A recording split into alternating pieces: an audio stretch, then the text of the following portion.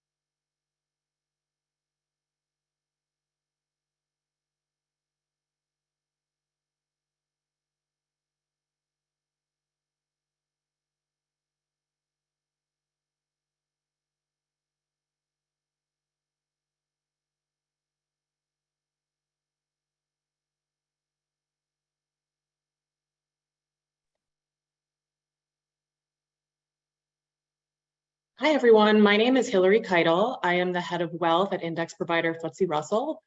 I'll be your moderator for this webinar. We hope you find the coming presentation insightful.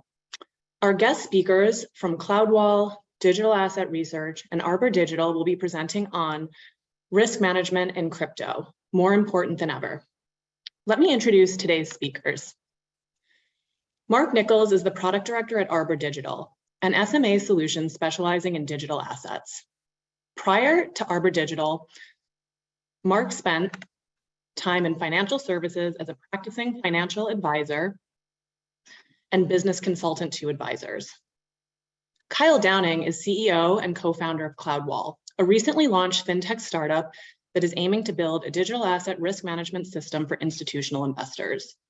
Prior to that, he was at Morgan Stanley for 17 years, where he was the head of automated risk trading IT, which built many of the firm's in-house equities e-trading systems. He has been interested in cryptocurrencies and blockchain technology since 2013. Finally, Doug Schwenk, CEO of Digital Asset Research, or DAR, a crypto asset market data and research provider. DAR was started in 2017 to help institutional clients navigate crypto. Today, it offers a full set of market data, including clean pricing, reference data, and benchmarks. I have a few housekeeping items to cover before we begin. First, as you can see on the screen, there is a poll that we ask you to complete. This asks you where you heard about the webinar. So if you could complete that, that would be great.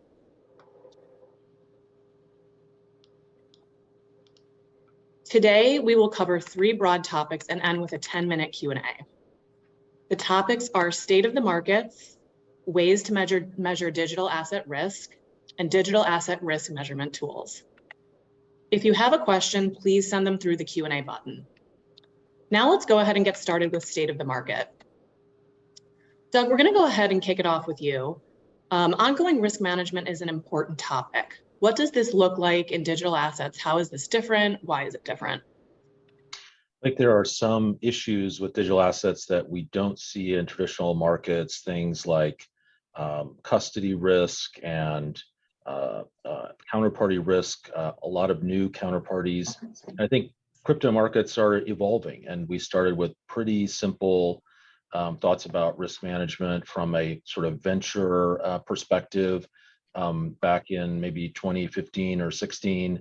And now as institutional involvement grows and the amount of capital flowing in crypto grows, there's a need for risk management to become more sophisticated. And we're seeing a lot of those developments, especially in the current environment where we have seen a fairly sizable drawdown and some great examples of counterparty risk as well as protocol risk. Interesting. So Mark, Bitcoin is down from a high of 65,000 to lows in the 20,000s. What has happened in crypto markets the past couple of months? Well, there's no sugarcoating it. This recent quarter was one of the most difficult in the history of digital assets. And I think it's important to understand that digital assets don't operate within a vacuum. So we break it down into 3 main categories currently, and that's one is those external factors. And so that can just be simply boiled down to, the macro environment and the backdrop. We're seeing certain things like inflation hit 40-year highs and continuously do that. And then we're seeing just risk appetite across the board diminish. We're just seeing so many dynamics, especially geopolitically as well, in those external factors. And then you combine that with the internal factors, which is the second area we look at. And, in the beginning of May, you saw the collapse of Terra Luna, which is, infamous at this point, and their algorithmic stablecoin, which was a pure experiment, which saw $40+ billion wiped out. And then, you're starting to see the knock-on effects, and you're starting to see, and we're going to go into within this webinar, kind of centralized finance, the difference between decentralized finance and maybe traditional finance. But these knock-on effects, affected these centralized players like BlockFi, Celsius, Voyager, and other investment funds like 3 Arrows Capital. But despite these challenges, there were some bright spots. There are some reasons to be optimistic about the long-term health of the digital asset market. So that's kind of high level what we've seen. And then the third area we look at is regulatory. I mean, just so much happens on a global scale from a regulatory perspective. It's even hard to keep up. So I think from what we saw from a price standpoint and structurally, you're actually going to see probably the regulatory landscape, we hope so anyway, speed up a little bit. Interesting. Doug, could you maybe comment a little further on what happened with Terra Luna and the significance? So Terra Luna was, as Mark said, an interesting experiment. Can one asset effectively underpin an algorithmic stablecoin? And it was highly promoted by a very well-known in crypto circles founder who is very vocal and quite can be quite persuasive. And certainly a lot of big name investors were on board. for the ride with Terra Luna. And after launching and having a great ramp up over about an 18-month period, there was pressure in the market on crypto, and I think this probably comes from the macro effect initially, and then the effectively a run on the bank against this algorithmic stablecoin, UST. And when the value of UST started to depeg the value of the collateral, Terra Luna started to lose its value, and it became sort of a circular race to the bottom, and that eventually effectively went to zero.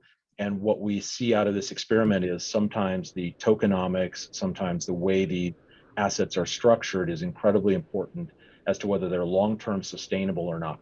I think this is very much what we see in the venture kind of model of these assets, where experiments are being tried and they don't quite work out, and we learn something, including the fact that that counterparty risk and understanding the structure of an individual asset, understanding the risks involved with it, are an important part of screening for suitability in one's portfolio.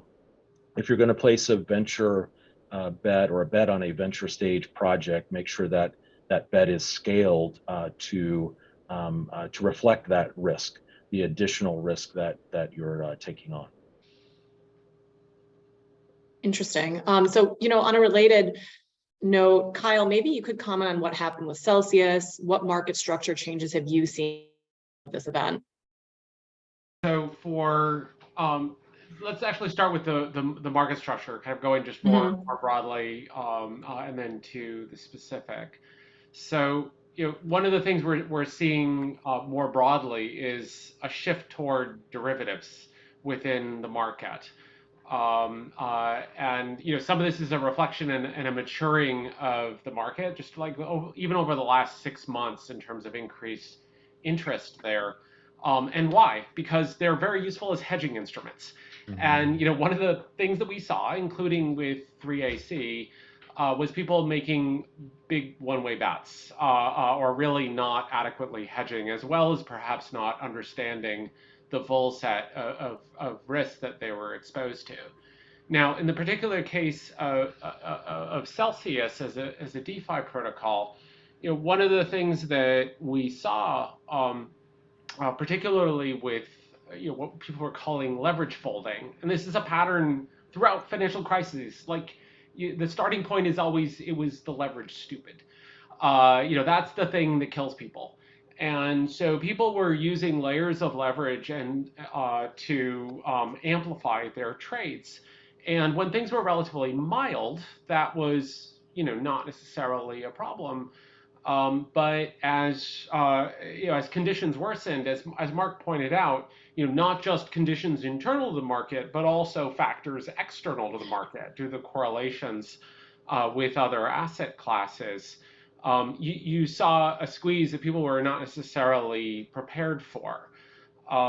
The other thing I think that is maybe not adequately recognized in the market is I think it was maybe too much trust. And this, again, kind of getting back to the broader changes in the market, may change with this idea of, okay, over-collateralization will save us. That if we just have enough collateral put aside and we have these automated mechanisms for liquidation, everything will be fine. And there were plenty of protocols that technically operated as they should. In fact, even Terra Luna, there were no bugs in Terra Luna. As Doug said, this was an economic or an incentive design issue rather than necessarily a technical issue. But in the case of these collapses, I think one of the things that will come into question is what is centralization versus decentralization, and will we perhaps see not just a flight to quality, but a flight to sort of a consolidation, so larger, heftier balance sheets, or do we see, and I think this is a question, do we see people attack it the other way, as Doug suggested, which is really focusing the research on, okay, better ways to still solve this in a decentralized manner. And so I would say there's a lot going on in the market right now, almost debating which way do we go.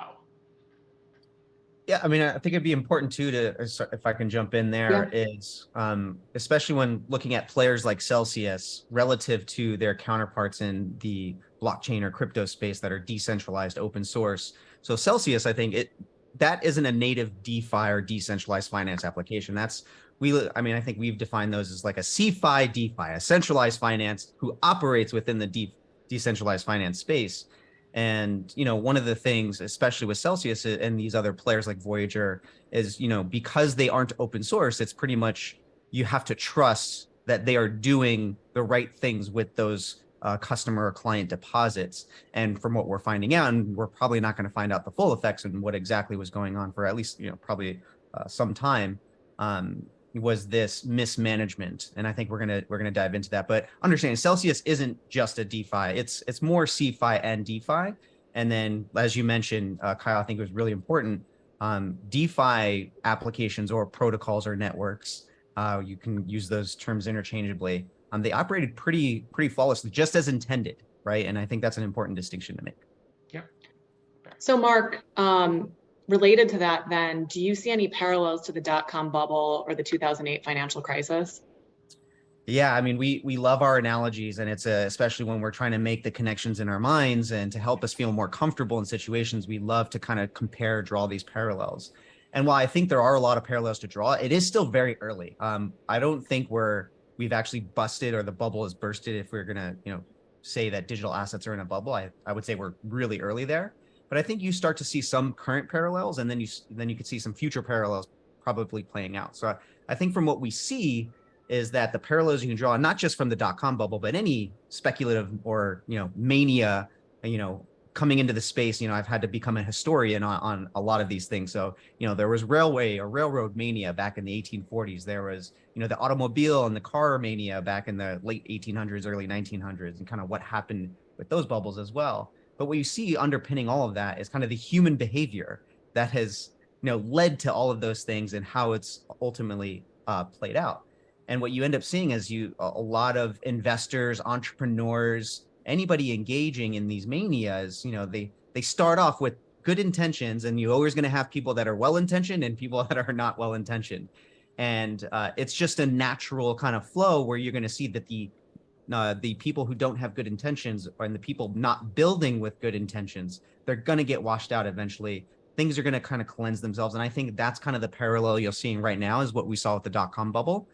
And I think what we're going to hopefully see play out is that, and I think what people forget, especially in the dot-com bubble, is you saw blue chips, your Cisco's, your Google's, a lot of your, traditional, technology companies who we know and trust today, they were down 80% during those bubbles. And it took them 13 years to reclaim, or I think the NASDAQ took 13 years to reclaim its high, from its bottom in 2002. And then 2015, it reclaimed its peak. That's a parallel I don't think is going to play out because digital assets, as we know, are adopting much faster. Markets and behaviors and everything play out much quicker. I don't think it's going to take that long for any type of bubble to recover, but you still will see a time to recover. And I think you're going to see a lot more things play out. Like a lot of the digital asset projects you're going to see, 90% of them are going to go to effectively zero. No value being created, no real problem solving happening. But then we think right now 5%, maybe 2 to 5% will survive, like a parallel you'll see with the dot-com bubble. And I think 5% of actually what will survive and thrive hasn't even been built yet. And that's what we've known, what we've learned from other manias is like things that will survive and thrive actually get built after these bubbles that pop and everything. And we haven't seen that extra 5% yet that are going to be built. So we're excited to see that. Very interesting stuff. So Doug, and really for the whole group, what are you hearing that is keeping people up at night post-collapse right now? I think there are a number of issues that remain, and kind of one of the questions that I should have pinned to Mark a little harder or thought about it in his previous answer was, is there a parallel to the financial crisis that's happening right now? We're certainly in a credit cycle. There's a deleveraging that's been happening. is the bankruptcy of Celsius a Lehman moment, or is it a Bear Stearns moment, or is it something else? And will we see further lenders that are hit or counterparties that are hit? I think there is certainly a lot of focus on regulatory risk and kind of how that will impact the market, and will that stifle innovation? Will that enhance innovation? And if you're making sort of investment today, what sort of regulatory risk are you going to bear in the future? I think there's an increasing, I think to Kyle's point, an increasing thought about how to construct a portfolio that is more robust, including using derivatives for hedging and other purposes, and kind of how do you manage some of the the potential downside risk here in constructing your portfolio. If Mark is right and it's 2% to 5% or whatever his numbers were, how do you make sure you've got enough diversity and enough ability to generate upside out of those those ones that will survive and that will ultimately thrive. Great. Well, that actually is a great segue to transition us into the next topic that we're going to go through, ways to measure digital asset risk. So Mark, we'll kick it off with you to just help frame this conversation. Can you elaborate on the difference between risk management in traditional markets versus what's new in crypto? Ooh, and this is where Kyle, Doug, this is, I think, where our conversation is really going to take a good turn here and really get into some really neat stuff. So in traditional markets, the work has been done, right? We have robust and mature ways to measure and manage both. There's financial risk, and then you have your non-financial risk, so your financial risk, your market risk, investment risk, liquidity, credit, counterparty. We've already mentioned a few of these. And then you have your non-financial risk, that's your regulatory risk, technology risk. And I think one, especially within digital assets, which I think a lot of more focus is being paid attention to with this downturn, which is that operational risk. There's this set of acceptable standards that everyone is comfortable operating with and operating within. And then with the emergence of any new technology, there are new risks that come up, and there's new work to be done to understand and then measure these risks. And that's where I think we're at the beginning stages of that.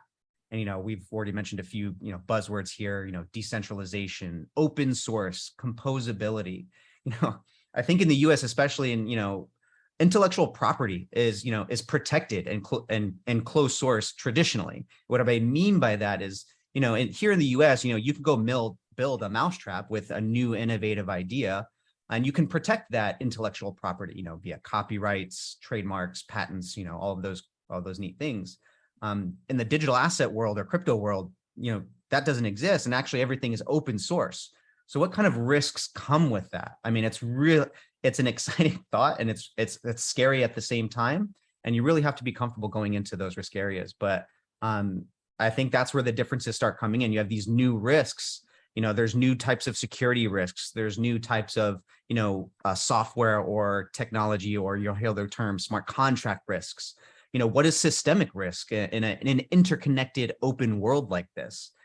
Those are things that aren't defined right now. And I think that the work is being done. And I think that's where, Kyle, and a lot of the work that you do, and Doug, you do at DAR, is so vital right now, because we are at this stage where these standards are currently being built. And I don't know, Kyle, if you'd add anything to that, because it speaks to a lot of the work that you guys do.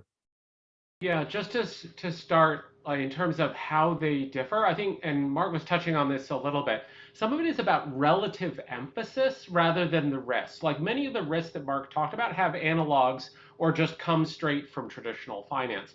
What I think is really interesting about the risk landscape in digital assets is the weighting is different. Like liquidity risk, and particularly operational risk, and the technical aspects of it stand out way more in digital assets than they do in traditional finance. Failures of like the fundamental rails that you're building on, like people assume a certain level of integrity to those core TradFi systems that you don't worry about really basic failures in NYSE in the way that you might worry about a failure in Ethereum. An example that I always like to go to is big spikes in gas prices. Like this has no real analog in traditional finance, where suddenly, you're wanting to do a particular trade, but the transactions become expensive because maybe there's some spike in transactions due to something else going on in the blockchain right now. Like NYSE doesn't slow down because it's raining. Ethereum does. In the sense that like some NFT airdrop has just come in and that's now affecting trading. So you have these things that you just have to think about more. And yes, we did think about those in traditional finance, but maybe we weighted, say, market risk somewhat higher than operational risk in our considerations.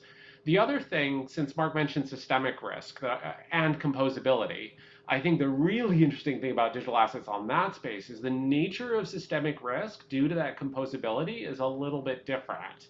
So we talk about systemic risk in terms of things like in traditional finance, like the doom loop between a central bank and the banks that the local banks in a country, or risks, contagion spreading across centralized players.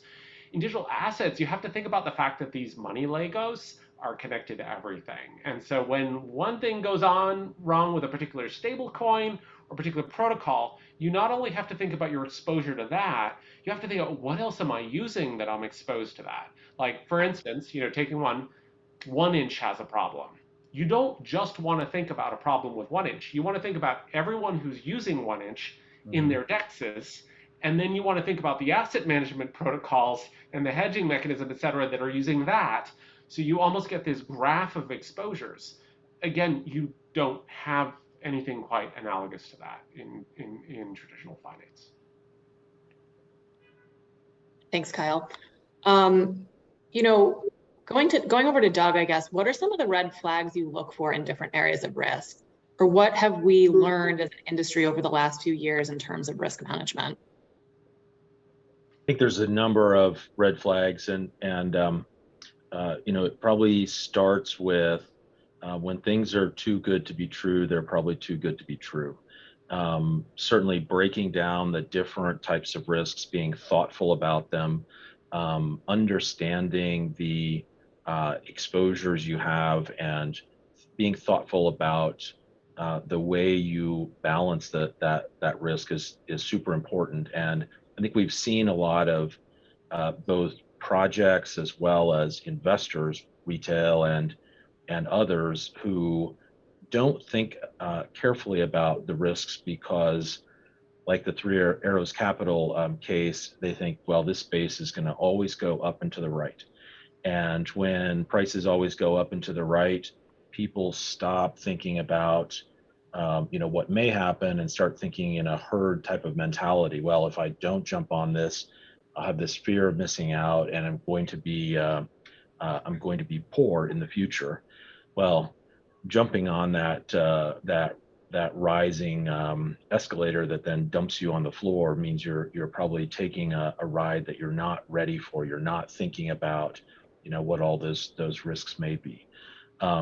We've seen a lot of clients and prospective clients over these years who are just entering the crypto space and think about some of the market risk issues that they are familiar with, the market price risk, the liquidity risk, those kinds of things. Forget to think about the fact that these protocols have all the issues that Kyle has described, and don't do the diligence there, and sort of jump on something that seems hot and seems like maybe a good trade, and then don't realize the risks that they're taking. Huge volatility in the space, and that can be very exciting, but also can bring some very strong downsides, as we've seen in the past couple of months. I would just add to that, you described sort of that happening on the retail side. I don't know that for some of those issues, it's necessarily that well elaborated for institutional either. I mean, I think for like smart contract risk and those issues, time and again, I see a fairly simple approach, which is, tier A, tier B, tier C. well-known protocol, well-known blockchain, we trust that. That's a blue chip. The best protocol on a less well-known blockchain, that's B. Uh, New guy on some weird blockchain, that's C. And we allocate and size our positions A, B, C. It doesn't get fancier than that. So there's at least some thought behind it, but not necessarily something systematic and not something that you can really scale as there are more and more of these protocols and chains. One other factor that I've seen a lot of is, who owns this asset, and based on the reputation of other owners, regardless of the size of their holdings, people will chase that. What they think is a more sophisticated investor, and some of those who are very active on the talking show circuit are doing less diligence than you've just described, Kyle. So Kyle, how do you see crypto market participants evolving their risk management practices? So the first thing, and this is kind of the largest part of the trend, is we're moving from a market that many years ago kind of started with day trading, where day traders principally think in price terms. They don't think in risk terms. So at the largest level, just there is a shift to more participants thinking in risk terms than strictly thinking in price terms, and you can see that across different asset classes, and that's quite important. And I think that's kind of part of some of the professionalization and the larger mix of institutional investors. And although the peer-to-peer and the retail participation has been hugely important, and I hope elements of that do not go away as the market evolves, the reality is you kind of always need a bedrock of patient capital within a system for it to be stable. And for that patient capital to enter, and if we're looking at the numbers in terms of assets under management in crypto, it's still not very big. One of the things keeping those parties on the sideline, if you look at some of the surveys, is lack of valuation models. They just don't understand the risks. The tools that they have are not there. And I was talking to someone some time ago. I was a senior risk manager, used to be a senior risk manager at a large bank, who talked about like the patterns in new asset classes. And again, as Marc said, we all love our analogies. So how do new asset classes usually proceed within the space? So usually it starts, okay, it's the devil's stuff. Don't touch it. Don't put it on my balance sheet. You're not allowed to trade that at all.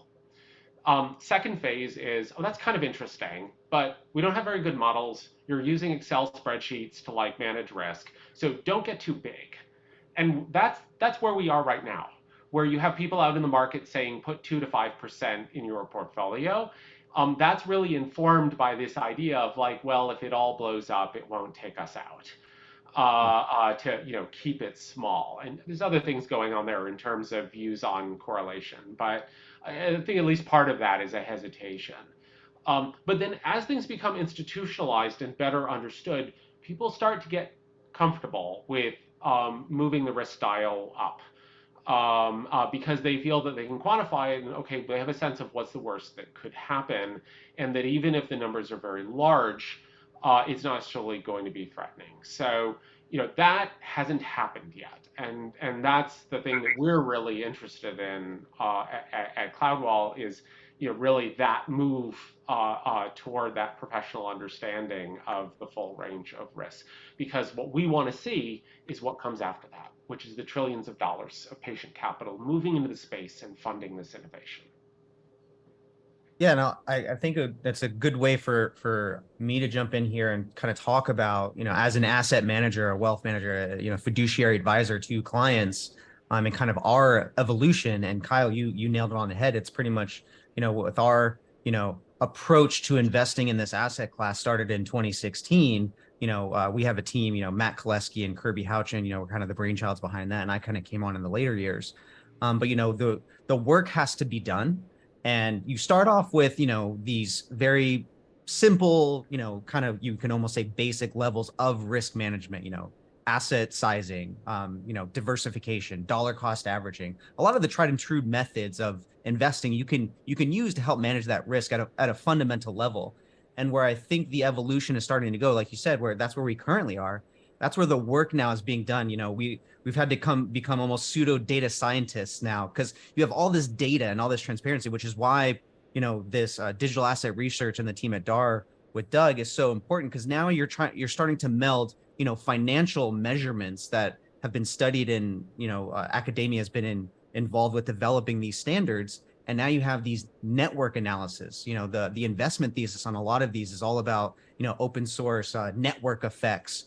How does that actually work? And we have so many blueprints of what we've seen in traditional markets, with the Uber model, with social media. I think TikTok is the model now everyone's following. Algorithms are changing even from when we first saw. People still don't understand algorithms, and they've evolved so much over the last 10 years as they've been adopted. And I think from a risk management, what we can deploy, I think that's going to evolve. And so right now at Arbor, what we do is we're really combining this new, I think what you're going to find, this new data science with combining the network analysis with the financials.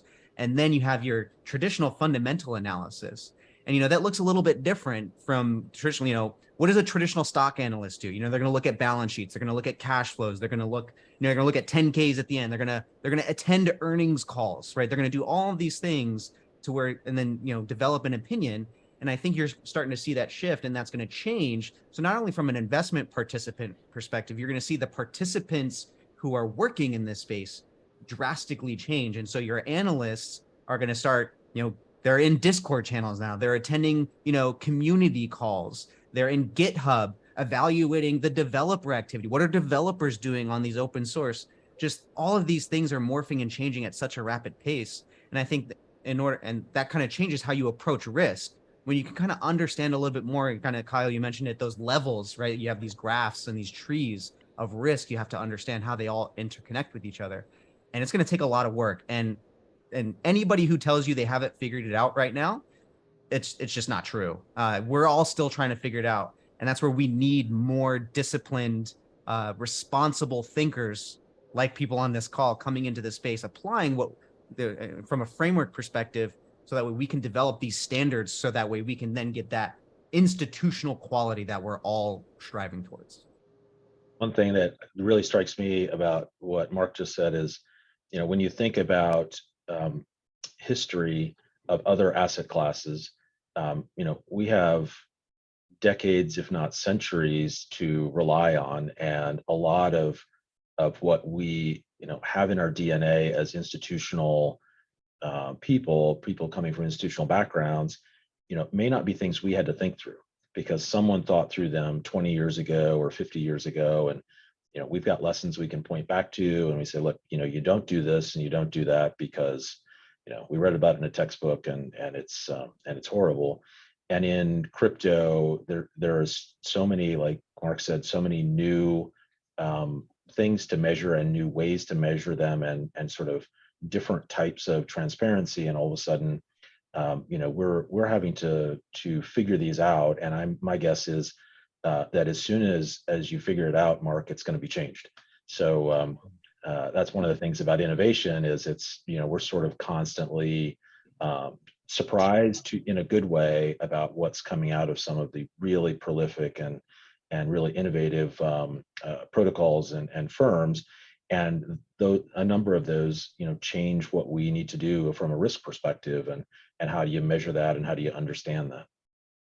Just to add briefly on that, as an example, so in like a factor risk analysis, you typically have a value factor. What does a value factor mean for crypto? Maybe, okay, momentum has meaning, but value probably inherently involves a lot of different data that you would never look at in traditional finance. And just, kind of following on what both Marc and Doug said, one of the fascinating things about the space is the nature of relevant financial data is changing. And, some of it on chain, some of it off chain. But you actually need to tap into that data to get those insights into fundamentals. So, you have data vendors coming into the space and offering that. But I also think we're going to see, as we're starting to do, people then layering on top and then building models. Because the other thing that happened against the backdrop of all of this is kind of the explosion in AI ML. And a lot of those models are, incredibly data hungry. And so you almost have this absurd number of potential drivers that you could put in your model. But the question still comes down to, well, which ones should we include? Which ones are relevant? Is that clean? Is that a good source, or am I using volume data that's totally spoofed? And so, any conclusions I draw from that are invalid. Like, those problems don't change from TradFi. It's just different things potentially going into the mix. Yeah, and I think there's so much hypothesis testing that is currently happening and still needs to happen. And I think everyone's craving, and I think you're people attending this webinar, and I know me too, as on other webinars, we crave these answers. Oh, please just tell me, like, what is the risk? Please define the risk. Tell me how to specifically measure it, so that way I can understand it fully. And it's just it's just very far from that. And you need the people like yourselves and everyone on this call to at least take the dive in and start doing the work in order to get to those answers. Because right now we need them. There's a need, and that's kind of where we are. So Mark, on that topic then, can you tell us a little bit about Arbor Digital's approach to risk management within your portfolios? Yeah, absolutely. And I'll try to keep this as cohesive as possible.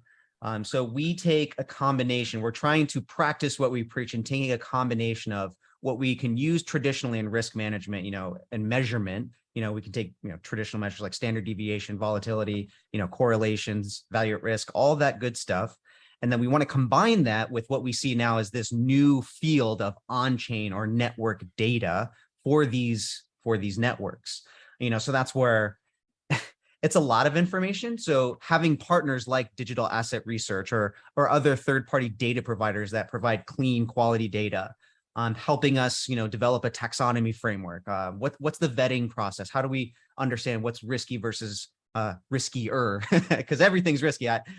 We can't say anything isn't risky in this space. So we're trying to morph and apply a lot of what we've learned in our traditional experiences with this new on-chain world. And so you have things that you can see into, like there are leverage ratios now developed where you can see on DeFi protocols like Aave, Maker, these borrowing and lending protocols, where you can see the leverage ratios of the smart contracts and the assets on chain.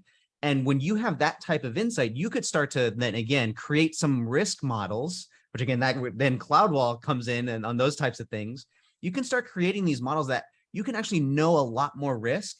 And that's where for us, we're trying to apply those different things to help inform. So while at the end product, which is our portfolio of diversified assets, may have similar weightings as the basic approach, we at least now have done the homework and can show to say, this is what informs our weighting more than just, okay, we don't know what's gonna hit. We're just gonna diversify across 2% across 30 assets and just hope a couple of them hit and take that kind of that VC approach. We can at least show that we are more informed by using all of this new on-chain data and why we've weighted things certainly. And then we take, dollar cost averaging, we have high risk, medium risk, and low risk buy zones for cash coming on. And I think that's an important risk management tool, especially in these markets that can move so fast. Everyone wants to pile in at the wrong times right now. The human behavior side and the biases are just so prevalent right now. And that's kind of how we help investors and other asset managers understand how to, really get into the space and then stay in the space and you don't blow yourself up. Yeah, definitely. So then, Kyle and Doug, on that same topic, can you talk a little bit about how DAR and Cloudwall can sort of, how your two firms can help with index construction, portfolio optimization, just along the lines of what Mark was just talking about, how that can be additive? Yeah, so when it comes to kind of measuring some of those protocol risks, we do a lot of deep dive on the details of the protocol, the code base, the network, the community, the team that's behind it. Try to really understand that so that we can present a view and some of the quantifiable details about the risks that you're taking. How decentralized is the protocol and how robust is that code base, and be able to compare a particular asset against some that we have intuition for, like Ethereum or Bitcoin. And then we think about cleaning up the data. I think one of the points that Kyle made, which is really salient, is that there's just too much data almost, and the data is of suspect quality. And coming from a traditional financial markets background, the data is generally pretty good quality in terms of, that the price of a stock on the New York Stock Exchange is going to be a good price. Can't go to one crypto exchange and say like this is definably the price of Bitcoin. Instead, you've got to look at the quality of that exchange. It's probably not regulated, and may or may not be allowing wash trading, and may or may not be even faking transactions to generate interest and order flow. So we want to really think about how to separate signal from noise in the data, so that the data you're using you can have some confidence in, and it's not just an overwhelming sea of data points that you could use, but rather can help you narrow in on what those useful signals could be. Yeah, and in a way where kind of DAR finishes, Cloudwall picks up and continues, which is thus our starting point is sourcing the cleanest possible data that we can, then doing additional assessments as we combine that data, assessments of model integrity, to make sure that we're getting reasonable results. Like, one of the challenges in this space is, even for the most basic calculations that you might want to do in traditional finance, you often would be able to go to one or perhaps several trusted sources. Go to Icon, go to your Bloomberg terminal, check the number. Like, okay, for a lot of these measures, there's no place to go to check the number. And so internal sort of sanity checks and integrity checks become really important. So, one of the things we really focused on, first building a very high quality, scalable data platform on top of multiple vendor sources, including DAR. Then, the data quality checks, the model quality checks, and then building the models on top of that. And then for the models themselves, we've started with market risk. We're very shortly going to be releasing a suite of VAR APIs as well. So as Marc said, you kind of have to start with the basics. Like, you've got to have those at least reasonably well understood or analogous models in place to start to just put those components in place for risk management. But our expectation and what we're excited about, exactly as Marc said, is there's a lot more that you're going to have to factor in that maybe you wouldn't need to factor in traditional finance. So I'm going to call out just one thing that Marc mentioned very, very briefly that Doug had touched on earlier, which was about cash positions. So when you're thinking as an asset manager about like constructing a portfolio, part of your overall risk management is moving positions in and out of cash. So when that is happening with tokenized assets, what do we mean by cash? Usually we mean stable coins.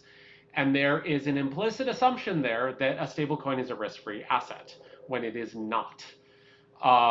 And so, there's actually a model you need for your cash position, which we haven't built yet, that goes alongside your model for your risky positions. Even if you don't have like multiple currencies, if you just have a single currency in your portfolio that is the currency you're reporting in, if you're representing it with a stable coin, you need a different set of tools. And then, as we move into discussions of tools, then there are layers beyond that once you have those fundamentals that you want to build. Yeah, and I think it also like begs this question is, we've listed so many risks and so many downfalls and so many gaps that still exist. And I think the question we get asked most often is, how do you justify, or why would you even do this given everything is still so up in the air? And our answer is pretty simple. When you're looking at, I think there's a theory, the dissolution of technology or innovation. It's where you start off with your early adopters, and then you have your adopters after those early adopters, and then you have your mainstream adoption, and then after that you have full adoption.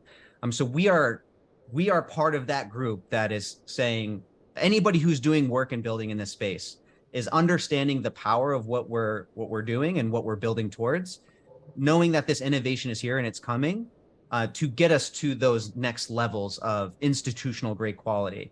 And it doesn't happen unless someone's willing to take the risk. And that's where I think a common thing we tell people is just because there's risk to take doesn't mean you should take it. We actually tell a lot of people don't invest. A lot of advisors or firms come to us and say, should we allocate? And actually a lot of times it comes down to, no, we actually think you shouldn't yet. But that's where education is so important. And that's why we lead with education. I think training and education before that is kind of the first step. So I just figured it's really important to understand, this is important to make the decision. And you're starting to see more executives, more traditional financial people, more developers from Google, Microsoft, and all these technology companies are making the leap to crypto, Web3, digital assets, whatever you want to call the ecosystem right now. You just start to see that funneling. And that's where we're in that really, really early adopter phase. The people that are willing to take on that kind of unknowable risk and operate in that gray area. So Mark, in the internet adoption story and the internet bubble, where are we at? Are we in 1994? Are we in 1998? I would say we're probably more in the early 90s. I think a lot of people like to say we're in the later 90s. I think we're still in the early, because I remember I was reading a book and I forget the name of it, my apologies. But it talked about kind of what people said about the internet in between 1992 and 1994. And they showed 6 article clippings. And the main headlines were exactly the same thing you're seeing in today's headlines. The internet is dead. The internet doesn't provide any value, using the same terminology. And it's not until you had these companies that came and you went through your .com and your bubbles. And then in your mid 2000s, when you saw these companies that were built and generating cash flows, they became intertwined with traditional incumbent power structures and infrastructure, which is why I say we're at that stage in like more of the early 90s, because we are still probably 10 years before we get that infusion and where we are there. And in that model, that mental model for innovation, the diffusion of new technology, you skipped one step, which is the valley of death, where between the early adopters and getting to the mainstream. And sometimes that, as you kind of pointed out in that timeline, that could be a long road. And the kind of taking a more of a positive spin on that, though, another thing about risk, and you're really getting to the point where we trust to have trillions of dollars of AUM on blockchains. That isn't something that you operate it for 6 months and everybody says, yeah, this seems fine. Like they actually need to see that for some years before we get that level of trust, and it could be 10 years. And so just kind of jumping off on what Mark said, one of the values of kind of early innovation and people going into the space, why it's worth doing is, that 10 years isn't going to happen unless somebody starts now and actually takes that risk. And hopefully there's a significant payoff if you pick your right 2 to 5% or whatever for taking that risk. But we need to acknowledge that that's going to take some time. Absolutely. So before we go to the Q&A from the audience, Mark, just one final question for you. Can you talk about behavioral risk of investors and why advisors are so important to this space? I'm really happy you asked that question, because again, as we mentioned at the beginning of this webinar, human behavior hasn't changed in the history of all of this innovation that we've gone through in our lifetimes and in the generations prior. So what we do and why we exist at Arbor Digital is we see human behavior occurring. We have a fiduciary responsibility to help those people to make sound money decisions when it comes to their wealth. And when we see that, the regulators aren't going to come in and protect investors proactively, they're going to go for the institutions first. They're going to protect the institutions. They're going to do that and make sure the regulatory and all that infrastructure is built. And that's where they're going to focus. But who's going to go fight for the normal everyday investor? And that's where we see our responsibility. And any other SMA, there's a lot of competitors, or I shouldn't say a lot, but there are competitors in the space who do exactly what we do. And I would say we're all just as important. The team that we've built and the product, we're playing the infinite game here. And people will always need help. And that's why there is a value for us beyond than just what you see the price doing. While we do have an investment solution, it's rooted in the essence and ethos of making sure we help people make sound money decisions. Great. Thanks, Mark. So now we're going to go to a few questions from the audience.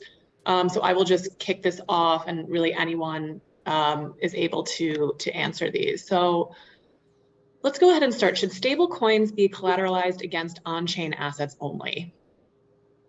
So I will gladly take this one, having just written something on this topic very recently. So actually, I think the more interesting starter question is, should stablecoins be collateralized? And then if they're collateralized, should it be crypto collateralized or fiat collateralized?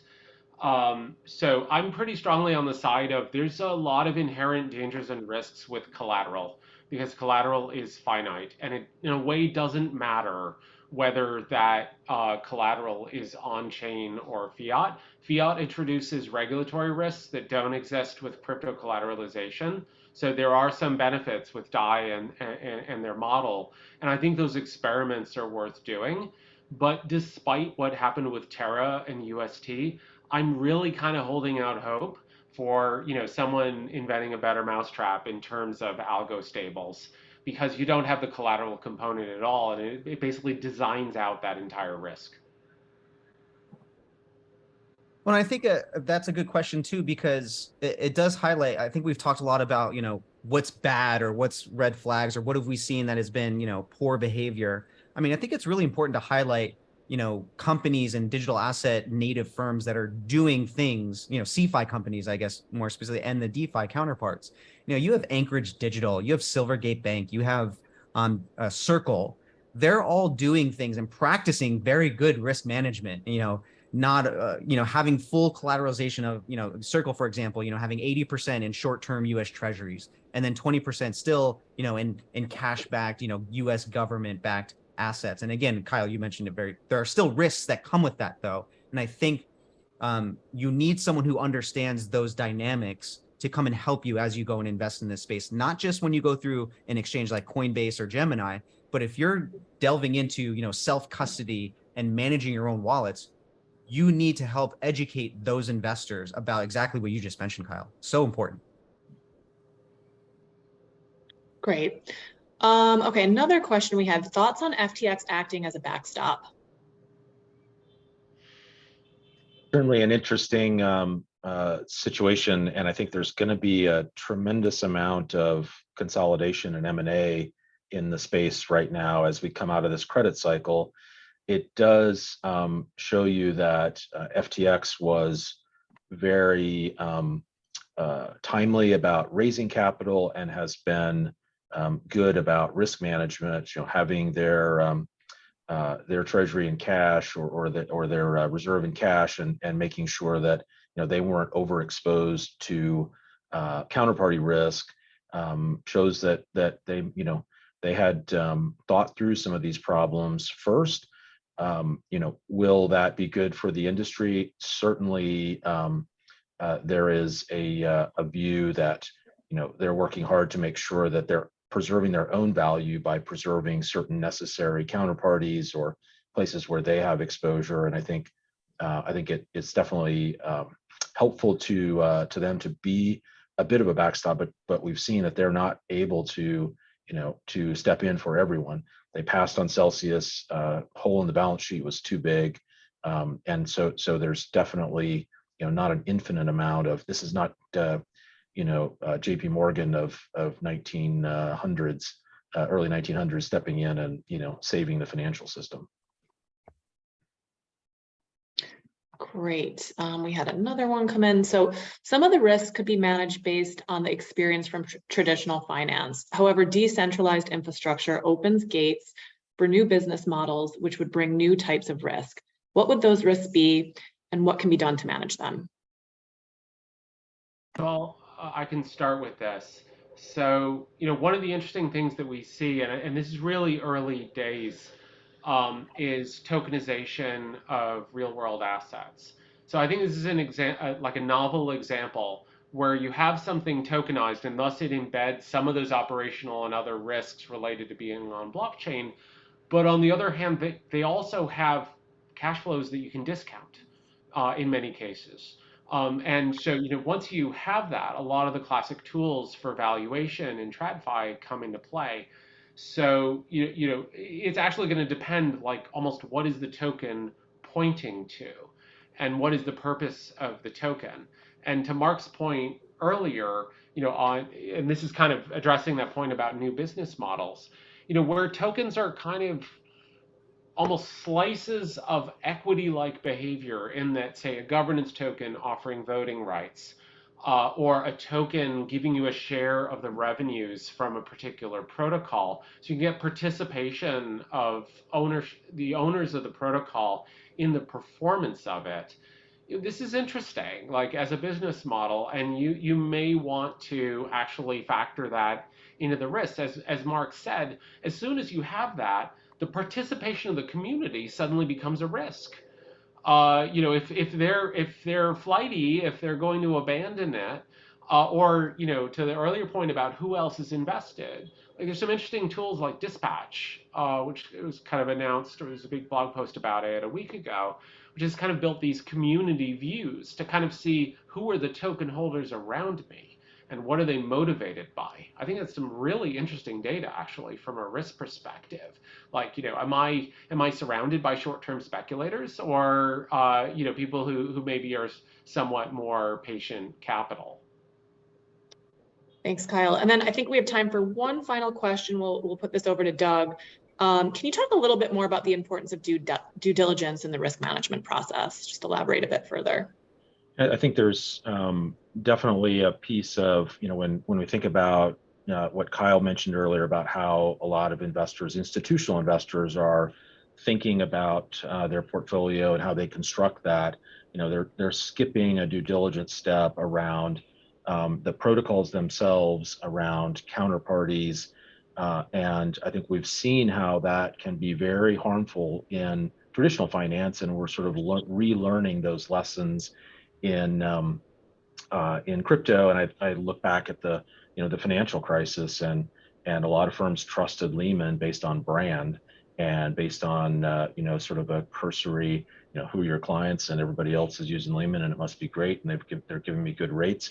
And it turns out that building a firm that had a mismatch in its credit obligations and was 30 times or whatever levered, not a great way to run an investment bank in a financial crisis. And so I think we've seen a refocus in crypto and in due diligence on counterparties, on protocols, on vendors, on all the things that we've seen come out of hard learnings in traditional finance.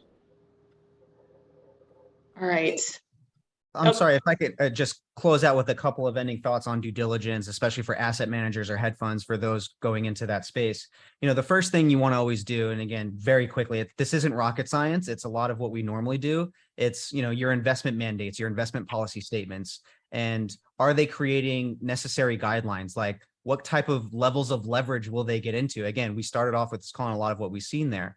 We at Arbor Digital, we don't use leverage, and that's one of our risk management tools that we use. And we take one-sided long biased trades. But if you go to a hedge fund, you're doing due diligence, are they adhering to their investment mandate? Are they adhering to the guidelines that they put in? And that's an ongoing process, and that's very, very important in this space. Then the other thing operationally is, do they support 24/7? You need to ask that to every single asset manager or hedge fund or anybody in this that is taking direct exposure. Will they support 24/7 management? It doesn't get asked enough. Thanks, Mark. So I'm afraid we're already running towards the end of today's session, but please feel free to contact FTSE Russell, Digital Asset Research, Cloudwall, or Arbor Digital with any additional questions. And we will be sending out a recording of this webinar and a survey. So thank you again for attending today's webinar, and thank you to the panelists. Thank you. Thank you for having me. Thank you.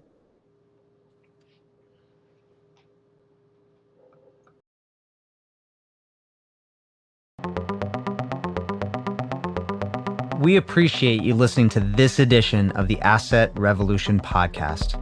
I'm your host, Marc Nichols. Please don't forget to let us know how you like the show by rating and reviewing us on Apple Podcasts or wherever you like to listen. For more downloadable digital asset resources and educational opportunities, please visit us at arbordigital.io. We are here to help you get off zero safely and securely. Thanks again for tuning in, and be sure to tell someone you care about them. Cheers.